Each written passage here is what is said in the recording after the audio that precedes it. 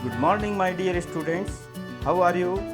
I hope that you will be fine and doing your studies for your board exams. Welcome to my channel Economics for Everyone. Setting the goal is the first step in turning the invisible into the visible. किसी भी चीज़ के लिए लक्ष्य का निर्माण करना अदृश्य को दृश्य में बदलने का पहला कदम है। तो मैं आशा करता हूँ कि आपने अपना लक्ष्य निर्धारित कर दिया होगा। I am DR Meghwal, PGT economics in Kendriya Vidyalaya number 2, Eklinggarh, Udaipur.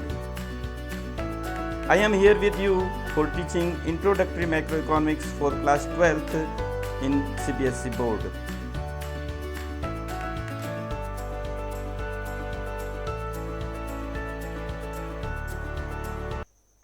So my today's topic is national income and related aggregates with formulas and numericals. So let's start the topic national income and related aggregates. In this topic we will discuss about the various formulas about the national income aggregates, how we will convert the national income aggregates in one aggregate to the another aggregate, and after that we will also solve the numerical questions. So first we should know that what are the national income related aggregates. So the first aggregate is gross domestic product at market price, that means GDP-MP. Second, NDP-MP, that means net domestic product at market price. Third, GNP-MP, that means gross national product at market price. Fourth, NNP-MP, that means net national product at market price. Fifth, GDP-FC, that means gross domestic product at factor cost. Next, NDP-FC, that means net domestic product at factor cost.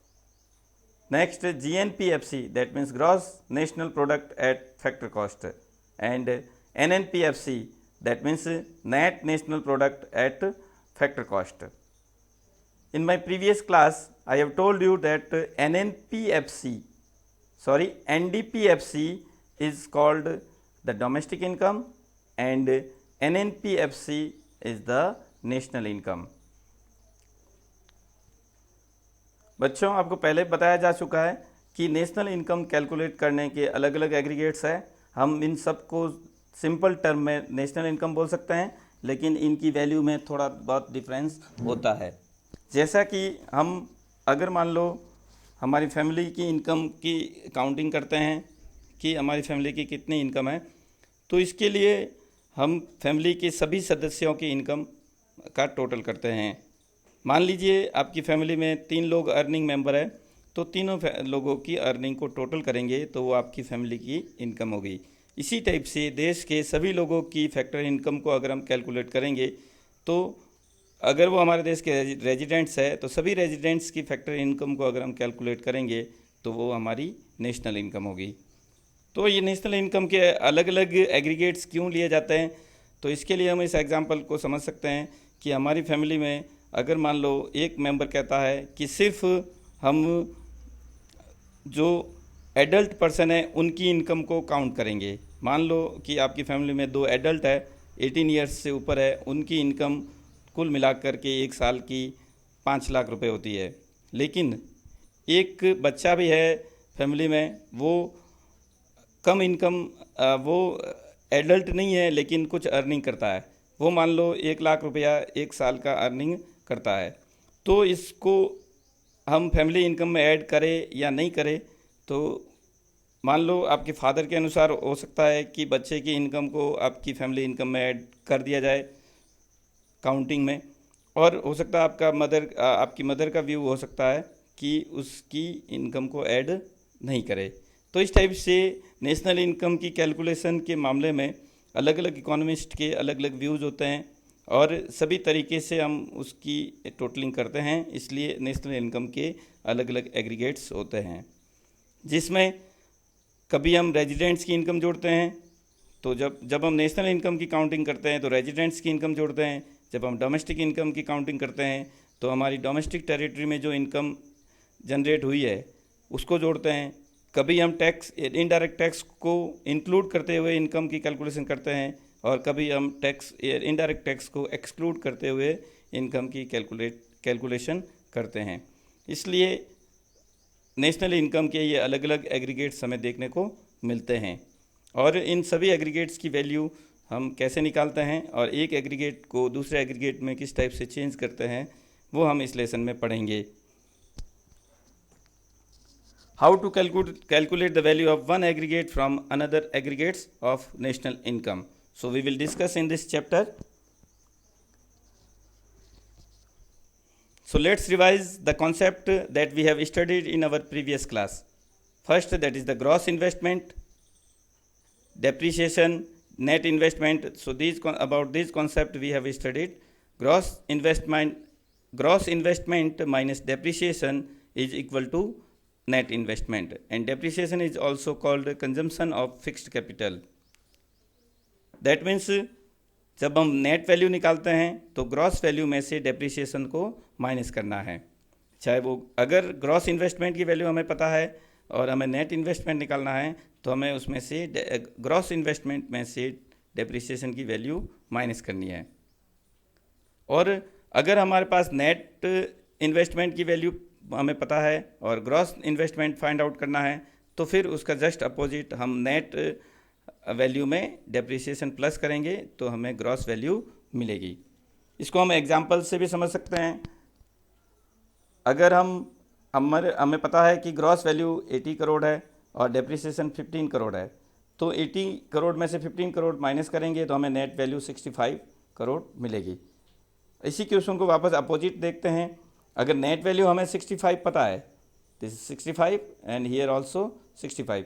अगर net value हमें 65 पता है तो depreciation की value 15 crore, depreciation की value 15 crore अगर हम इसमें प्लस करेंगे तो वापस हमें 80 करोड़ मिलेगा, वो कि ग्रॉस होगा। तो इस टाइप से हम फॉर्मूले को क्रॉस चेक कर सकते हैं।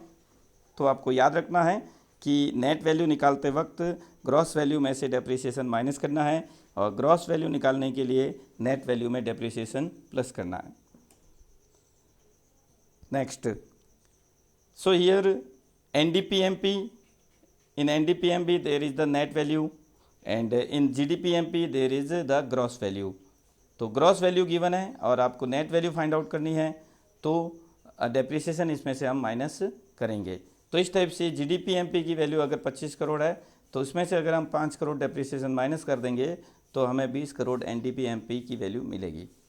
तो मेन इसके अंदर ग्रॉस में से डेप्रिसिएशन माइनस कर देना नेट वैल्यू, उससे हमें नेट वैल्यू मिलेगी।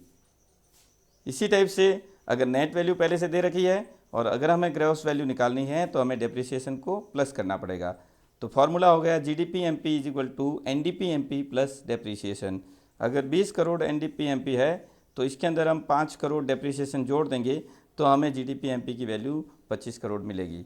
तो इस टाइप से हम जितने भी नेशनल इनकम एग्रीगेट्स है उसमें एक दूसरे में उसको चेंज कर सकते हैं। मैं पहले बता चुका हूँ आपको कि ये सभी एक प्रकार की सभी जितने भी एग्रीगेट्स है वो हमारे देश की इनकम है और इनकम को कैलकुलेट करने के बाद में कौन सी चीज़ को इसके अंदर जोड़ना है, कौन सी चीज़ को नहीं जोड़ना है, इस मामले में इसके अलग अलग कॉन्सेप्ट्स हैं। तो ये अलग अलग 8 कॉन्सेप्ट्स इसमें दिए हुए हैं जिसके बारे में आपको जानना ज़रूरी है।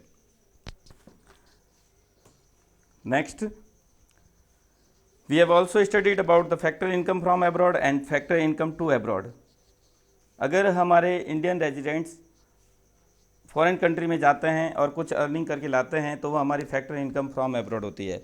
और अगर हमारे इंडिया में आकर के कोई फॉरेनर यहाँ से फॉरेन रेजिडेंट है और हमारे इंडिया में आकर के कुछ अर्निंग करके यहाँ से ले जाते हैं तो वो हमारी फैक्टर इनकम टू अब्रॉड होती है। तो इसके अंदर NFIA जो निकाला गया है, net factor income from abroad, NFIA की वैल्यू जो निकाली गई है, NFIA की वैल्यू निकालने के लिए हमने क्या किया है, 70 करोड़ में से ये 50 करोड़ माइनस किया है। That means factor income from abroad minus factor income to abroad.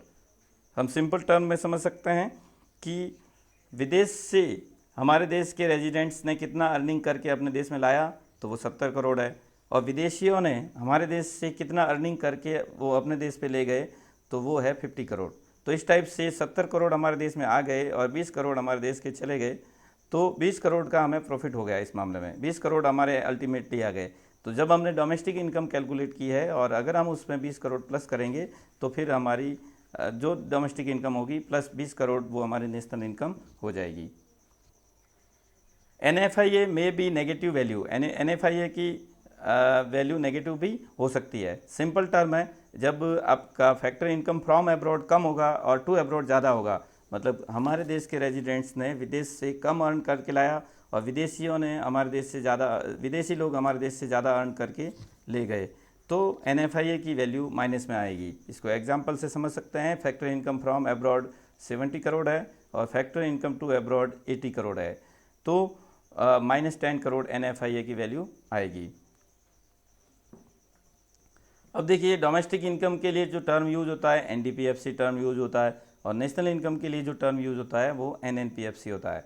तो अगर हम NDPFC में factor income from abroad minus factor income to abroad करेंगे, मतलब कि ये हमारी डोमेस्टिक इनकम है NDPFC और इसमें हमारे देश के रेजिडेंट्स ने विदेश से कितना लाया, कितनी फैक्टर इनकम अर्न की, उसको हम प्लस कर देंगे और विदेशी लोगों ने हमारे देश से कितनी फैक्टर इनकम अर्न की और वो अपने देश में ले गए, तो उसको हम इसमें से माइनस कर देंगे।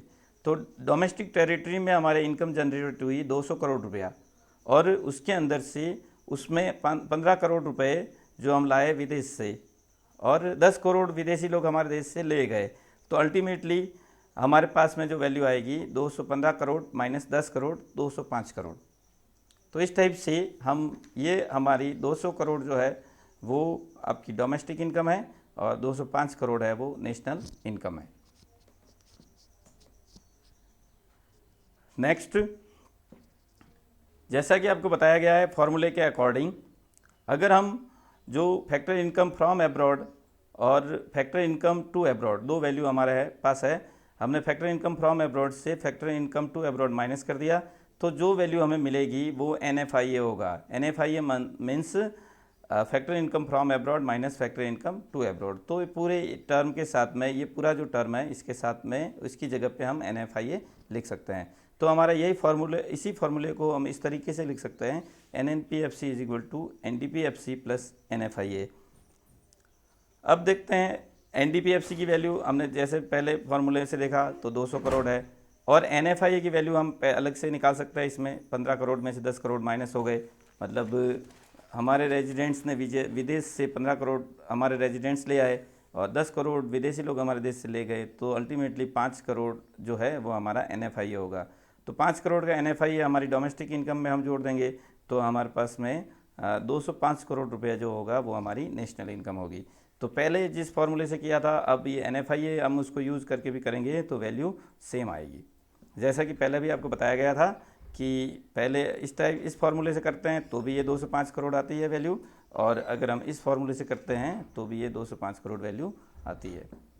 इसी टाइप से अगर हम इस फार्मूले को कन्वर्ट करेंगे मैथमेटिकली, हम देखेंगे ये NFIA को अगर हम इधर ट्रांसफ़र कर देंगे, NFIA जो है उसको हमने इधर ट्रांसफ़र कर दिया तो ये NNPFC के साथ चला जाएगा, तो NNPFC के साथ जब जाएगा तो ये माइनस में हो जाएगा। तो इसके लिए हमारा ये फार्मूला हो जाएगा NDPFC is equal to NNPFC minus NFIA। तो एक फार्मूला आपको याद करना है, सभी फार्मूले याद करने की ज़रूरत नहीं है, एक फार्मूला आप याद करोगे तो दूसरा फार्मूला आप बना सकते हैं खुद ही। तो कुछ फार्मूले आप याद करने हैं, मेन 3 फार्मूले हैं इसके अंदर। ग्रॉस को नेट में कन्वर्ट करना, तो ग्रॉस से डेप्रिसिएशन माइनस कर देना है तो नेट वैल्यू मिलेगी। इसी टाइप से डोमेस्टिक वैल्यू गिवन है और अगर आपको नेशनल वैल्यू फाइंड आउट करनी है तो इसके अंदर NFIA प्लस करना है। इसी टाइप से मार्केट प्राइस पे अगर नेशनल इनकम की वैल्यू दे रखी है तो हमें फैक्टर कॉस्ट पे करने के लिए उसके अंदर से NIT माइनस करना है। तो 3 मेन चीज़ें याद रखनी है, बाकी सब आपको मैथमेटिकली उसको कन्वर्ट करना है। तो हमने इसको मैथमेटिकली ये कन्वर्ट कर दिया है, NDPFC is equal to NNPFC minus NFIA। अगर हम इस फार्मूले से करते हैं तो वापस अपोजिट हम देखते हैं, यहाँ पे हमारी नेशनल इनकम मतलब NNPFC 205 करोड़ है, तो अब अगर हम कहें कि NNPFC गिवन है 205 करोड़ और सेम डेटा के अकॉर्डिंग हमारी NDPFC की वैल्यू वापस 200 करोड़ आनी चाहिए, तो इस फॉर्मूले के हिसाब से वापस एनडीपीएफसी की वैल्यू हमारे यहाँ पे ये 200 करोड़ आएगी। तो फॉर्मूले को देखना है, अपोजिटली अगर हम मान लो इसका इस्तेमाल करते हैं तो किस टाइप से इसमें चेंज आता है, दोनों में रिजल्ट है वो सेम आना चाहिए। नेक्स्ट इंपॉर्टेंट कॉन्सेप्ट है मार्केट प्राइस और फैक्टर कॉस्ट। जब मार्केट प्राइस और फैक्टर कॉस्ट में वैल्यू दे रखी है, पहले आपको बता दिया जा चुका है प्रीवियस लेसन के अंदर कि मार्केट प्राइस पे वैल्यू कैसे निकालते हैं और फैक्टर कॉस्ट पे वैल्यू कैसे निकालते हैं। तो एक बार मैं और रिवाइज करना चाहता हूँ। मार्केट प्राइस पे वैल्यू निकालने का मतलब यह है कि फर्म अपना प्रोडक्ट जब मार्केट में बेचती है तो उस मार्केट में बेचने से जो पैसा उसको मिलता है वो उसकी मार्केट प्राइस होती है। मान लो फर्म ने जो प्रोडक्ट किया और मार्केट प्राइस उसकी जो उसने मार्केट में बेचा उसके अकॉर्डिंग उसकी वैल्यू होगी, और फैक्टर कॉस्ट के ऊपर जो वैल्यू होगी उसको निकालने के लिए मतलब कि फर्म ने फैक्टर्स को कितना पे किया, जो फैक्टर में प्रोडक्शन प्रोसेस जो फर्म के अंदर प्रोडक्शन प्रोसेस होता है उसमें से फैक्टर को कितना पेमेंट किया, तो वो वैल्यू फैक्टर कॉस्ट पे होती है। तो इन दोनों में क्या रिलेशन है, तो मार्केट प्राइस पे वैल्यू हमने सपोज निकाल दी। मान लीजिए कि मार्केट प्राइस पे वैल्यू 185 करोड़ है, ये मार्केट प्राइस पे वैल्यू हमने निकाल दी। तो इसको हम अपोजिटली समझते हैं, ये मार्केट प्राइस पे वैल्यू अगर 185 करोड़ है तो इसमें से फर्म क्या करेगी, टैक्स पे कर देगी, और टैक्स पे करने के बाद ही वो फैक्टर को दे पाएगी। मान लो 185 करोड़ में से उसने 22 करोड़ का टैक्स पे कर दिया, तो अब उसके पास में सिर्फ 165 करोड़ बचेंगे, और 165 करोड़ के बाद में उसको 5 करोड़ की अगर सब्सिडी मिल गई तो वापस उसके पास में 170 करोड़ रुपए हो जाएंगे। तो 170 करोड़ रुपए जो होंगे वो फैक्टर को देने के लिए रहेंगे उसके पास में। तो इस टाइप से मार्केट प्राइस और फैक्टर कॉस्ट में उसका रिलेशन होता है। एक बार और समझ लीजिए, जैसा कि मान लो मार्केट प्राइस 185 करोड़ है और 185 करोड़ में से फर्म 20 करोड़ का टैक्स पे कर देती है, इनडायरेक्ट टैक्स पे कर देती है, और 20 करोड़ का इनडायरेक्ट टैक्स पे करने के बाद में फर्म के पास में 165 करोड़ बचते हैं, और 165 करोड़ के बाद में 5 करोड़ की उसको सब्सिडी मिलती है, तो उसके पास में 170 करोड़ हो जाते हैं। 170 करोड़ हो जाते हैं तो वो अपने 170 करोड़ रुपीज़ वो फैक्टर्स को पे कर सकती है। तो वो 170 करोड़ रुपए फैक्टर्स में डिस्ट्रीब्यूट हो जाएगा। फैक्टर्स को आपको पहले ही बताया जा चुका है, वेजेज एंड सैलरी मिलेगी लेबर को, और लैंड को रेंट मिलेगा, और कैपिटल को इंटरेस्ट मिलेगा, और एंटरप्रेन्योर को प्रॉफिट मिलेगा। तो इस टाइप से ये मैकेनिज्म है, तो इसको समझना है। अगर हम इसको देखें, फैक्टर कॉस्ट के अंदर इनडायरेक्ट टैक्स और प्लस करेंगे और सब्सिडी अगर माइनस करेंगे तो हम मार्केट प्राइस की वैल्यू फाइंड आउट कर सकते हैं। तो फैक्टर को पेमेंट जो किया वो 170 करोड़ है, इसको अपोजिटली भी समझ सकते हैं। फैक्टर को जो पेमेंट किया वो 170 करोड़ है, फिर उसमें टैक्स पे किया तो वो 20 करोड़ है, और फिर फर्म के पास 190 करोड़ हो गए। एक फर्म का खर्च 190 करोड़ हो गया कि फैक्टर को पेमेंट 170 करोड़ किया है और इनडायरेक्ट टैक्स उसने 20 करोड़ पे किया है, तो फर्म का खर्चा 190 करोड़ हो गया। अब सब्सिडी उसको 5 करोड़ की सब्सिडी मिल गई, तो 5 करोड़ का खर्चा उसका कम हो गया क्योंकि गवर्नमेंट की ओर से उसको 5 करोड़ की सब्सिडी मिल गई। तो 190 में से 5 माइनस हो गए तो 185 करोड़ हो गए। तो अब वो फर्म का जो खर्चा आया है 185 करोड़ आया है, मतलब कि उसके प्रोडक्ट की मार्केट वैल्यू जो होगी, मार्केट प्राइस होगी, वो जो भी प्रोडक्ट्स मार्केट में बेचेगी वो उससे 185 करोड़ उसको रिसीव करना है। तो इस टाइप से ये फैक्टर कॉस्ट और मार्केट प्राइस का मैकेनिज्म है, इसको अच्छी तरह समझना है। अब हम यहाँ पे देखते हैं इनडायरेक्ट टैक्स और सब्सिडी। इनडायरेक्ट टैक्स और सब्सिडी दो चीज़ें हैं। तो इनडायरेक्ट टैक्स और माइनस सब्सिडी को हम एनआईटी के रूप में भी हम शो कर सकते हैं। इसको शॉर्ट में हम बोलेंगे एनआईटी। एनआईटी का मतलब होता है national net indirect tax. NIT का मतलब होता है net indirect tax, that means indirect tax minus subsidy. Indirect tax में से सब्सिडी को माइनस कर देंगे तो हमें एनआईटी की वैल्यू फाइंड आउट होगी। और अब हम इनडायरेक्ट टैक्स माइनस सब्सिडी की जगह डायरेक्टली एनआईटी लिख सकते हैं। तो अब हम इसी फॉर्मूले में देख रहे हैं, फैक्टर कॉस्ट आपका 170 करोड़ है, इसके साथ में हमने एनआईटी 15 करोड़ इसके अंदर हमने प्लस कर दी, तो टोटल हमारी मार्केट प्राइस जो हो गई 185 करोड़। तो मेनली आपको ये चीज़ याद रखनी है, market price is equal to factor cost plus NIT. और मैथमेटिकली हम इसको वापस चेंज कर सकते हैं कि factor cost is equal to क्या होगा, तो factor cost is equal to market price minus NIT। Factor cost is equal to market price minus NIT। तो factor cost value find out करनी है। मार्केट प्राइस की वैल्यू पहले लिख दो, अभी 185 करोड़ माइनस 15 करोड़, तो ये 170 करोड़ आ जाएगी। अब इसी को जब हम एग्रीगेट्स के अंदर इस्तेमाल करते हैं तो एग्रीगेट्स में हम देखेंगे GDP FC, तो यहाँ पे एग्रीगेट की वैल्यू, नेशनल इनकम एग्रीगेट की वैल्यू फैक्टर कॉस्ट में है और यहाँ पर वैल्यू मार्केट प्राइस पे दे रखी है। GDP की वैल्यू यहाँ मार्केट प्राइस में दे रखी है और हमें GDP की वैल्यू फैक्टर कॉस्ट पे चाहिए। तो हम क्या करेंगे, जो GDP की वैल्यू मार्केट प्राइस पे दे रखी है उसमें से हम NIT माइनस कर देंगे। तो जैसे ही NIT माइनस करेंगे तो हमें GDP की वैल्यू फैक्टर कॉस्ट के रूप में मिलेगी। तो 185 करोड़ में से 5 करोड़ हमने माइनस कर दिए तो हमारी वैल्यू मिल जाएगी 180 करोड़।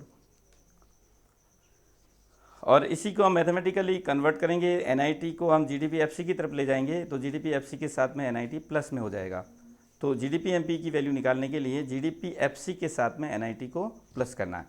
तो इस टाइप से ये 3 मेन फार्मूले हैं, 3 फार्मूलों को आपको लर्न करना है और 3 फार्मूलों के बाद में आपको मैथमेटिकली आपको नए फार्मूले क्रिएट करना है। आपको अपने कॉपी में सब फार्मूले लिखना है, 3 फार्मूले बेसिक लिखना है, फिर बाद में सभी फार्मूले आपको क्रिएट करना है।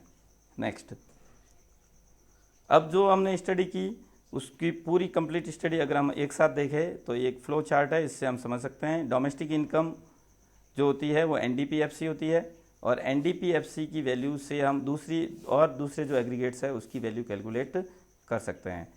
NDP-FC की वैल्यू गिवन है, तो अगर हमें GDP-FC की वैल्यू फाइंड आउट करनी है, GDP-FC, तो NDP-FC में हमने डेप्रिसिएशन प्लस कर दिया तो ये नेट वैल्यू ग्रॉस वैल्यू हो गई।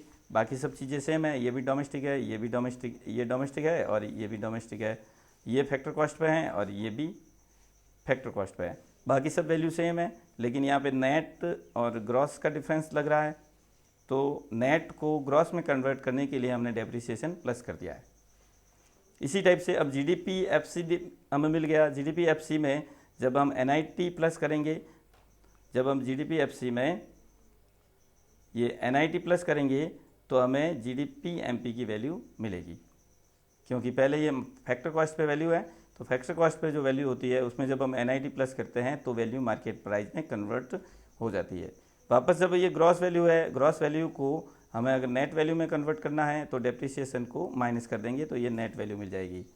फिर ये NDP-MP है, NDP-MP से आपको NNP-FC में कन्वर्ट करना है, तो नेट वैल्यू दोनों में सेम है इसलिए डेप्रिसिएशन को कुछ नहीं करना है, क्योंकि ये भी नेट वैल्यू है और ये भी नेट वैल्यू है। और ये डोमेस्टिक वैल्यू है, उससे आपको नेशनल में कन्वर्ट करना है, तो डोमेस्टिक वैल्यू को नेशनल में कन्वर्ट करने के लिए NFIA प्लस कर देंगे। और ये मार्केट प्राइस पे जो वैल्यू है उसको हमें अगर फैक्टर कॉस्ट पे कन्वर्ट करना है तो इसके अंदर हम NIT माइनस कर देंगे। तो इस टाइप से ये प्रोसेस देखना है। 3 चीज़ आपको याद रखनी है, उसी के अकॉर्डिंग जो वैल्यू चेंज करनी है उसी के अकॉर्डिंग आपको कोई भी एक आपके पास में एग्रीगेट दिया हुआ है तो आप उससे बाकी सभी एग्रीगेट आप कैलकुलेट कर सकते हैं। नेक्स्ट, नेशनल इनकम से वापस हम डोमेस्टिक इनकम अगर फाइंड आउट कर रहे हैं तो यहाँ पे हमारा ये NNP-FC है और NNP-FC में से डेप्रिसिएशन माइनस करेंगे तो ये GNP-FC मिल जाएगा। GNP-FC में फिर नेट इनडायरेक्ट टैक्स प्लस करेंगे तो हमारा GNP-MP मिल जाएगा। GNP-MP में माइनस करेंगे डेप्रिसिएशन को तो NNP-MP हो जाएगा। NNP-MP में से हम वापस नेट इनडायरेक्ट टैक्स माइनस करेंगे और net factor income from abroad NFIA भी माइनस करेंगे तो फिर हमें वापस NDP-FC मिल जाएगा। तो कोई भी वैल्यू जो 8 टोटल एग्रीगेट्स है उसमें से हम किसी भी वैल्यू को किसी भी दूसरी वैल्यू में अनदर वैल्यू में चेंज कर सकते हैं। Next, so come to the questions. We are having some questions and you are to respond properly. Calculate the following. We are to calculate net domestic product at market price, that means NDP-MP. We are also to find out NNP-MP, NNP-FC and GNP-MP. Values are given here. Depreciation 100 crore and net income from abroad, here that should be factor income. Net factor income from abroad. NFIA है, NFIA की value 800 है, GDP-MP की value 15,000 है और subsidy की value 50 और indirect taxes की value 75। तो ये वैल्यू गिवन है। इन वैल्यू से हम अगर एक वैल्यू निकालेंगे, फिर इससे हम ये इसमें कन्वर्ट कर देंगे इसको, इसकी जो वैल्यू आएगी इससे हम इसमें कन्वर्ट कर देंगे, और इसकी जो वैल्यू आएगी जो हम उसको इसमें कन्वर्ट कर देंगे। तो इस टाइप से हम कोई भी एक वैल्यू से दूसरी वैल्यू कैलकुलेट कर सकते हैं। तो इस क्वेश्चन को सॉल्व करने के लिए आप देख सकते हैं, year what is given depreciation 100, GDP-MP 15,000 and NFIA 800, subsidy 50 and indirect tax 75। तो सबसे पहले GDP-MP गिवन है, तो GDP-MP से हमें NDP-MP फाइंड आउट करना है। क्वेश्चन के अंदर सबसे पहले हमें NDP-MP फाइंड आउट करना है और GDP-MP गिवन है। तो GDP-MP और NDP-MP को कंपेयर करना है कि इसके अंदर GDP-MP में ये वैल्यू ग्रॉस है और NDP-MP में हमें वैल्यू नेट में करना है। तो ग्रॉस से नेट में कन्वर्ट करने के लिए हम डेप्रिसिएशन माइनस करेंगे। तो ग्रॉस 15,000 है, इसमें से 100 डेप्रिसिएशन माइनस कर दिया तो 14,900 करोड़ हमारी NDP-MP की वैल्यू आएगी। अब NDP-MP की जो वैल्यू आ गई उससे हमें NNP-MP की वैल्यू फाइंड आउट करना है। तो NDP-MP और NNP-MP को कंपेयर करना है। NDP-MP में 14,900 करोड़ वैल्यू दे रखी है और NFIA की वैल्यू भी दे रखी है। तो मेनली इसमें देखना है, ये डोमेस्टिक है, ये डोमेस्टिक इनकम है और ये नेशनल इनकम है।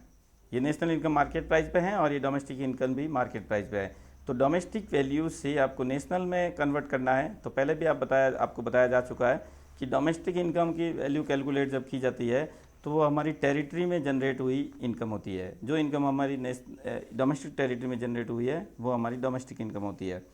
अब हमें देखना है net factor income from abroad, मतलब कि हमारे रेजिडेंट्स ने विदेश से जो अर्न करके लाया वो हम उसमें प्लस कर देंगे, और जो विदेशी लोगों ने अपने देश से विदेशी लोग जो अपने देश से अर्न करके ले गए उसको हम माइनस कर देंगे।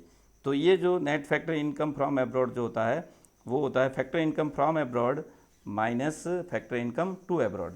तो इसको हमने ये कैलकुलेट NFIA की डायरेक्ट वैल्यू दे रखी है 800 करोड़। तो NDP-MP में जब हम NFIA प्लस करेंगे तो ये NFIA प्लस करने के बाद में NNP-MP की वैल्यू आ जाएगी। अब NNP-MP की वैल्यू से NNP-FC फाइंड आउट हो जाएगा। यहाँ पे वैल्यू मार्केट प्राइस पे है और आपको फैक्टर कॉस्ट पे वैल्यू फाइंड आउट करनी है। तो आपको बताया जा चुका है मार्केट प्राइस पे जो वैल्यू होती है उसमें से गवर्नमेंट को टैक्स, जो फर्म होती है उसको टैक्स पे करना है और टैक्स पे करने के बाद ही वो अपने फैक्टर्स को वो दे सकती है। जितना पैसा बचेगा टैक्स पे करने के बाद में, जितना पैसा बचेगा वो उतना पैसा वो अपने फैक्टर्स में डिस्ट्रीब्यूट कर देगी। तो हमने मेनली ये याद रखना है कि इसमें से मार्केट प्राइस में से टैक्स को माइनस करना है और सब्सिडी टैक्स की जस्ट अपोजिट होती है, क्योंकि इनडायरेक्ट टैक्स जो होता है वो हम गवर्नमेंट को पे करती है। कोई भी फर्म इनडायरेक्ट टैक्स गवर्नमेंट को पे करती है और सब्सिडी गवर्नमेंट है जो फर्म को पे करती है, तो दोनों एक दूसरे के अपोजिट हो गए। तो माइनस इनडायरेक्ट टैक्स होगा और प्लस सब्सिडी हो जाएगा।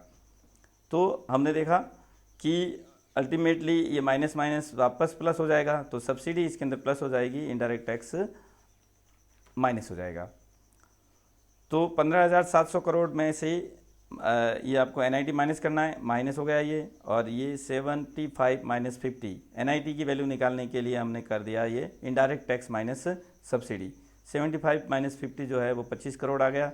15,700 में से 25 करोड़ हमने माइनस कर दिया तो 15,675 करोड़ हमारी NNP-FC की वैल्यू हो गई।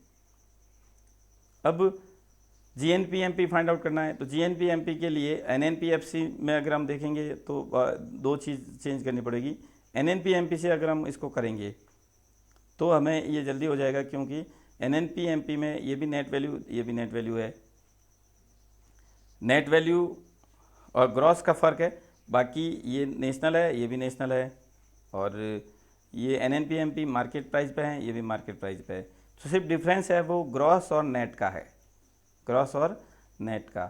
तो इस नेट वैल्यू में डेप्रिसिएशन प्लस कर देंगे तो हमारी ये ग्रॉस वैल्यू मिल जाएगी।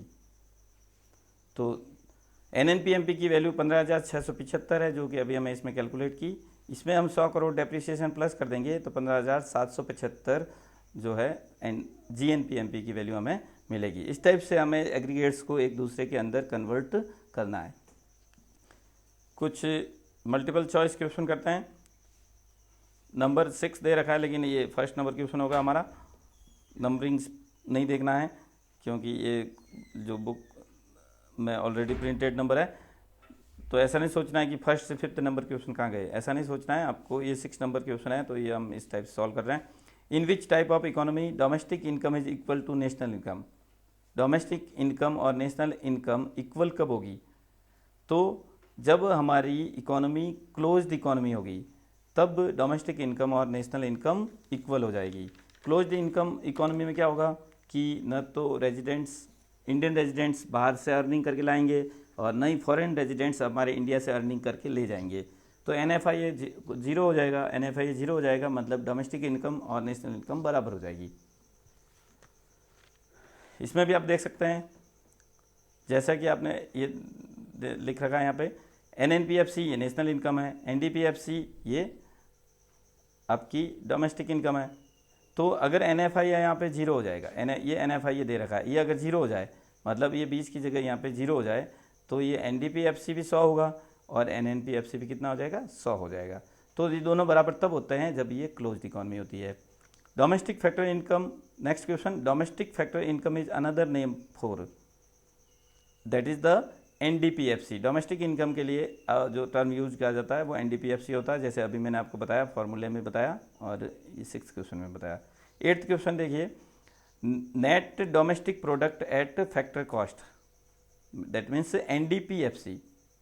NDPFC is given and is less than national income, और नेशनल इनकम के लिए जो टर्म होता है NNPFC होता है। तो एक तरफ NNPFC है, दूसरी तरफ NDPFC है।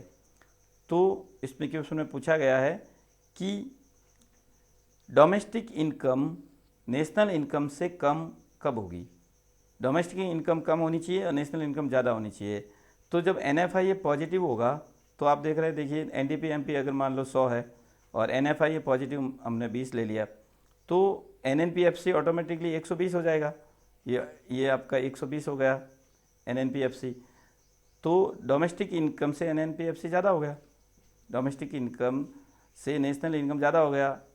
तो इस वजह से हम कह सकते हैं कि NFI ये अगर पॉजिटिव होगा तो डोमेस्टिक इनकम कम होगी और नेशनल इनकम क्या हो जाएगी? ज़्यादा हो जाएगी। तो इसका सही आंसर होगा net factor income from abroad. Next question number 9, domestic product. Question number 9, national income is equal to,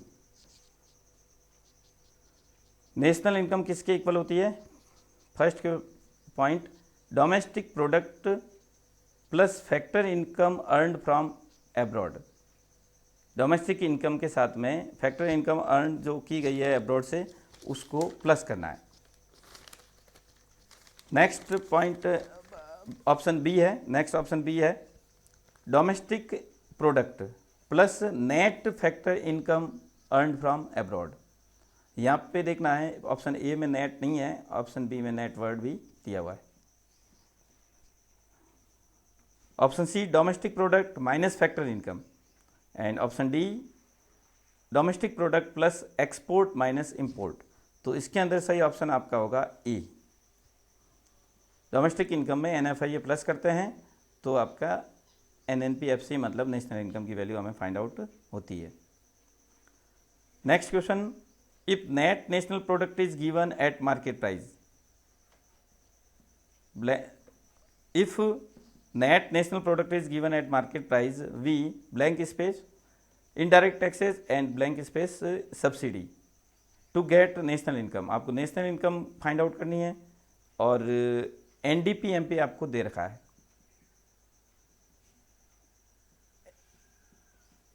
आपको नेशनल इनकम फाइंड आउट करनी है और NNPMP आपको दे रखा है। NNPMP is given and you are to find out NNPFC। तो फॉर्मूले के अकॉर्डिंग NNPMP में से NIT जब हम माइनस करेंगे तो आपको NNPFC मिलेगा। अब NIT की जगह हम IT और सब्सिडी लिखेंगे तो ये हो गया NNPFC is equal to NNPMP minus income tax minus subsidy. Mathematically इसको सॉल्व करेंगे, NNPFC is equal to NNPMP is equal to NNP/MP minus indirect tax plus subsidy. तो हम देख रहे हैं इसके अंदर इनडायरेक्ट टैक्स है वो सब्ट्रैक्ट होगा और सब्सिडी है वो ऐड होगी। तो इसका सही आंसर हो जाएगा C, subtract indirect tax and add subsidy.